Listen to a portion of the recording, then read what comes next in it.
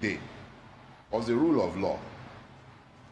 If the law should rule in Nigeria, we will not be, all this restructuring talk, they are actually bywords for several other things that were subsumed beneath restructuring. Restructuring is more of a binary vision result. When the people have looked at where they are, everything appears mad, and then you want to run away from declaring a support for secessionist arguments. You start saying, okay, we don't need to break, let's restructure. So there is a third angle that we conveniently ignore in the demand for restructuring, and that angle is that the real demand is actually for equalization. Equalization can only happen where the law rules. If the law does not rule, if impunity reigns, even if you restructure Nigeria and you don't have the law as the anchor upon which everything revolves, you're just wasting time. So, yes, restructuring means different things to different people, but the one that is paramount, that must be there, whatever name you call it, even if you leave Nigeria the way it is right now, as badly structured as it is, if the Nigerian state dares to allow the law to rule, I would say that the agitations would even go down significantly. People are shouting, "End SARS, end SARS." The only way you can ever end SARS is if the policeman carrying the gun knows that there will be consequences for the shot that he fires. When he recognizes that the person he is shooting is a citizen in relation to whom he must offer an account, not only to the state, but to the family of the persons that he kills. The only reason the Nigerian police kills with impunity is because he knows that there will be no consequences. The state is structured to protect the rulers. As long as it doesn't kill a member of the ruling class or one of their children or sympathizers or somebody worthy, even when worthies are killed, sometimes nothing happens. So the centrality of citizenship, the rule of law, these are central issues. They are core issues that are subsumed beneath the demand for a restructuring of Nigeria. It is the binary vision that sometimes allows those things to get hidden underneath and get lost in the noise of the arguments that we raise. Equalize citizenship, let the law rules, restructuring becomes a byproduct. So who is to address these fundamental issues that you've just stated? I read a comment by Alhaji Tanko Yakasai saying that people should not direct their ire at President Buhari, that it has to be directed at the National Assembly and it's up to them to legislate. Where do you place the ball, in whose court? You see, I have no faith in the capacity of either President Buhari or the National Assembly particularly. I even think that it is a little simplistic and particularly idiotic for anyone who is truly desirous of changing Nigeria to look to the existing structure to, in any way, shape, or form, contribute to the way forward. My own position is that if I am benefiting from a system, and the way the rulers in Nigeria benefit from the system must be clear. Let's be clear. It's not just that they are corrupt. It's not about corruption. It's about the fact that they are divorced from the citizens. And I use the word citizen loosely because in reality we are not citizens.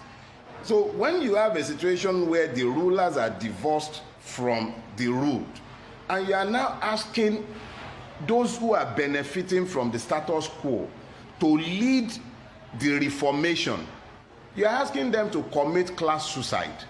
I actually believe that it is up to those of us who are disadvantaged, oppressed, to organize ourselves. Demands cannot be made of power, as somebody has said, at a coffee table. Some people went on the street on the 1st of October. Mr. Adesina, who once upon a time said people were irritants, I believe he called them. I hope he was well irritated enough. And that is just the beginning. By the time this system elects to refuse the reformations that are clearly needed, There are further mobilizations of the Nigerian people that are ongoing. And the demand will be placed in the public domain. And we will be calling for marches on the streets of Lagos and every other Nigerian city. We will not be violent. We gain nothing by being violent. It is the state that is perennially violent. And we will continue to ask our people not to be violent. But to expect that the National Assembly, Ndoma Egba, or what, no, not Ndoma Egba now, the mace snatcher was the one that was issuing some circular a few weeks ago calling for memorandum to be submitted. How do you expect to persuade ravenous wolves to become vegetarians and then help you, just give you some, so please, we know that you are the ones who are enjoying the nation, so we want you to help us to restructure it, just losing our rope a little. How? It's not going to happen. They will never give us what we want. It's not in their interest. But it is in our own interest to clearly identify what we want, sell that to the Nigerian people, and then mobilize the Nigerian people behind what we have presented to them. Several people have presented different things. It is time for the Nigerian people themselves to sit down, aggregate, and we are currently talking to ourselves. There has to be an aggregation and there has to be an adoption. If we have a central platform from where we can engage the Nigerian people, it becomes easier to make these demands. But to ask that we wait for the beneficiaries to be the ones to initiate the changes is a waste of time. Nothing good will come out of it. Okay. If you heard the president's speech, I'm sure you did. I didn't bother. It's a waste of time. Okay, on the first of, so I'm going to quote. It's a waste of time. I'm going to quote from the speech. The president talked about the fault lines in this country, and talked about it in such a way that what really ties us together are more than these fault lines. You know, these fault lines might be fault lines whipped up by a lot of other people because of their grievances of some sort. I mean, what's your take on all those fault lines? And do you believe that these fault lines... Let me say this to you. Yeah. I was talking to a friend driving here this morning. He sells cars.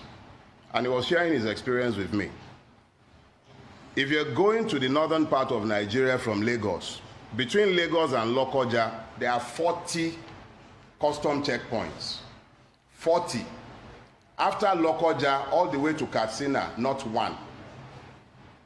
Between Lagos, hear me again, between Lagos and Lokoja, 40 custom checkpoints. That is within the border of Nigeria. But once you have crossed Lokoja, not one until you will get to Katsina. And we are all in Nigeria. Let's be clear about something. I have never expected that the beneficiary of a crime would in some way turn around undetected and be the one to offer restitution. When you look at the hard facts, and that is a hard fact, it's verifiable. And I'm sure that there are several people who will be able to say whether I'm a liar by the time I'm out of your studio this morning. 40 checkpoints, Lagos to Lokoja, Lokoja to Katsina, none. Now tell me, who gains from the destruction of our internal commerce? So it is difficult, very difficult, to begin to wrap one's brains around the inanities that are offered when we begin to point at real issues. That's just one. But it should illustrate a lot for anyone who is willing to look objectively. Nigeria and Nigerians are the problem of Nigeria. The average Nigerian has no problem with his neighbor. But our system is structured in a way, any system that allows what I just described to you cannot be said to be just. In a situation where you enter a government institution and you see the manifest and clear marginalization of vast parts of the same country. What you are seeing is the legitimization of internal colonialism or an apartheid system that we are being asked to legitimize by our silence. Is either you are benefiting from it and you then don't want to talk about it. Why would you want to change what is working for you? But if you are an Igbo man or a Yoruba man or anybody for that matter who has reason to transport your goods from Lagos up north, and you have to contend with the fact that between Lagos and Lokoja, you are going to find 40 checkpoints that you will not find one after Lokoja, then tell me, how do you explain to such a person that he has no need to be demanding a restructuring? He will demand that restructuring because he knows that if Nigeria is restructured, he will not see those custom checkpoints on the road. Meanwhile, he's a businessman. The only reason he's talking restructuring is because he wants equalization. So beneath restructuring, you find a whole lot of things that are hidden. A lot of grievances are hidden underneath the demand for restructuring. So when we refer to the, and it's a truism, Nigerians don't have problems with themselves. Allowed a level playing field, the average Nigerian is happy to be here.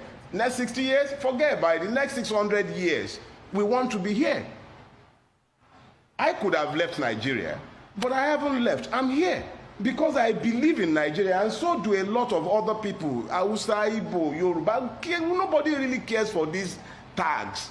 If you are demanding that racism should end, Black Lives Matter, how do you really find the moral standpoint to speak about Black Lives Mattering if Ijaw life does not matter to you, Igbo life does not matter to you, Fulani life does not matter to you, Hausa life does not matter to you? The people being slaughtered in southern Kaduna, they are human beings. The people being killed in Katsina, they are human beings. People losing their lives every day in different parts of Nigeria where the state has failed woefully, they are human beings, they are Nigerians, they are suffering.